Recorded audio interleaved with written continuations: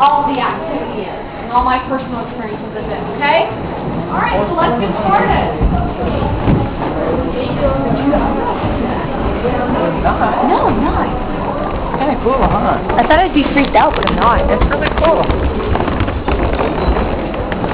Wait, I hear crackling on the stairs. Oh, really?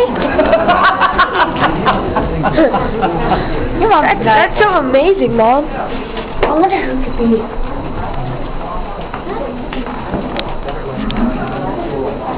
You're smiling. Yeah, you're smiling.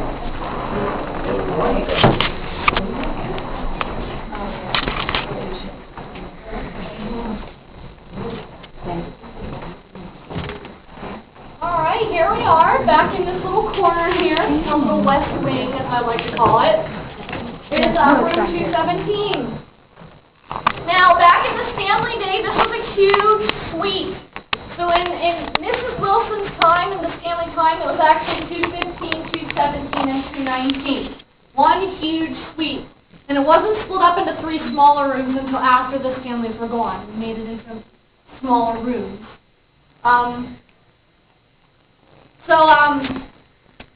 Our most documented case is people seeing an apparition.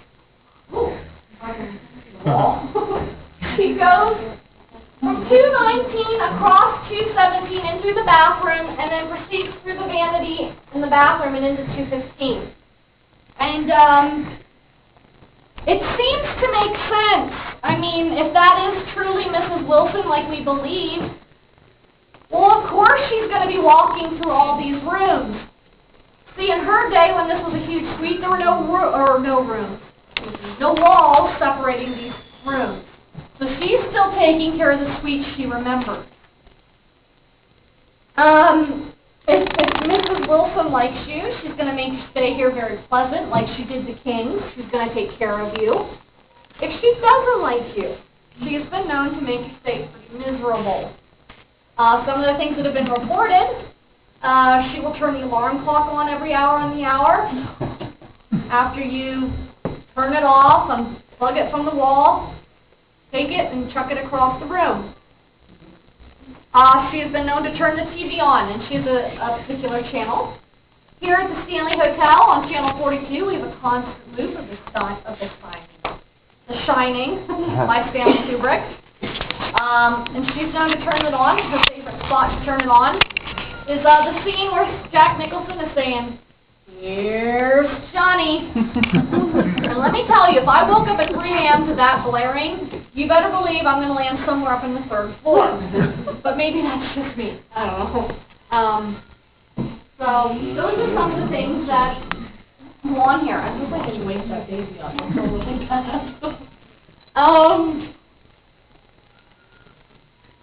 Now, I could go on and on and on for all the famous people that stayed in this room. Back in the Stanley day, this is where the Souses would have stayed. This is where Molly Brown would have stayed. And up through the years, we had several presidents, the Emperor of Japan, and actors and singers alike. I'm going to tell you one story I think you all can relate to. Back in the early 1990s, we had a film filmed here called Dumb and Dumber.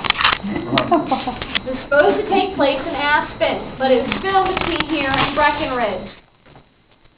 So with a film like that being filmed here, we obviously give the best room in the house to Jim Carrey.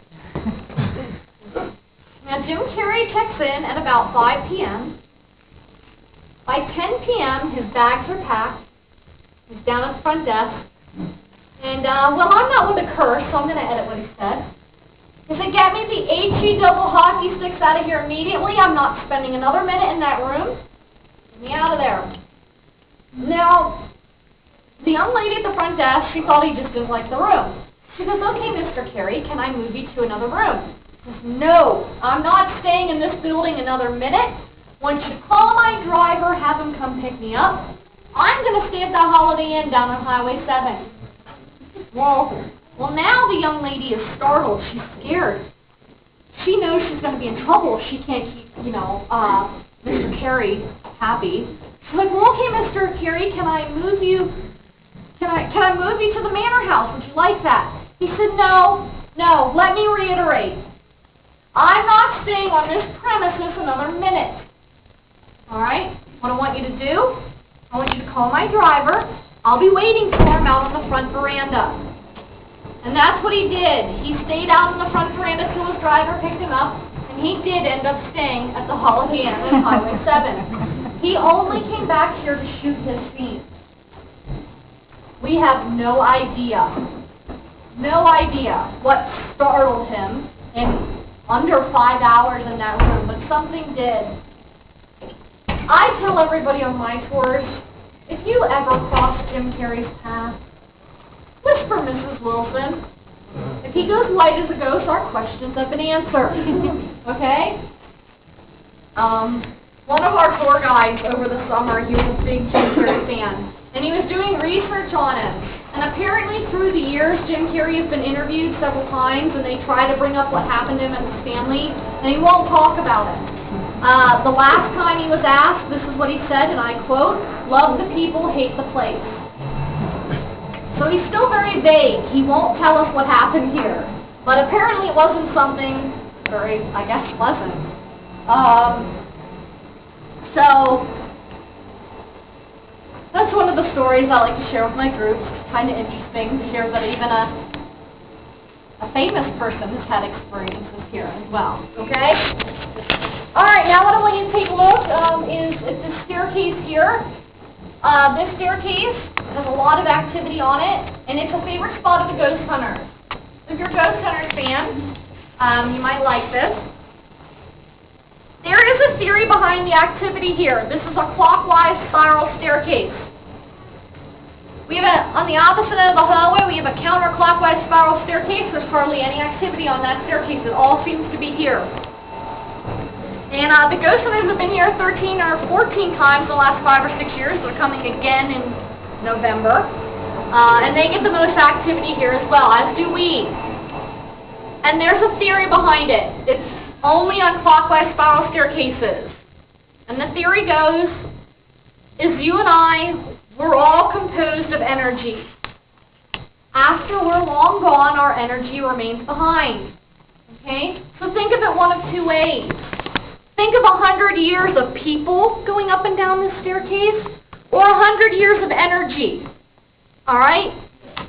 That motion, okay, it causes a vortex.